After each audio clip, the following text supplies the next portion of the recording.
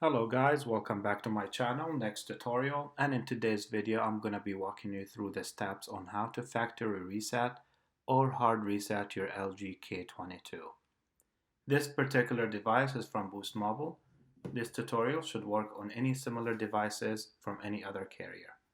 First step, you want to make sure the device is completely turned off, so you can go ahead and press the power key on the side and power off the device before starting the reset options. Once the device is completely turned off, you want to locate two buttons on the side, which are the volume down key and the power key in order to get to the recovery screen. Press the volume down key, then press the power.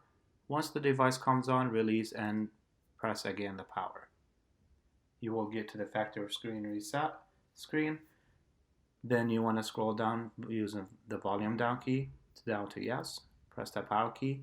You want to do the same thing here, press the power key again.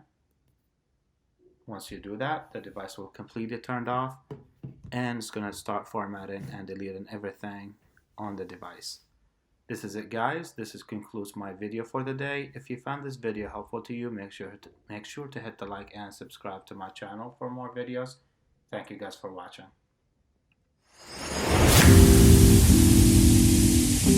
Thank you.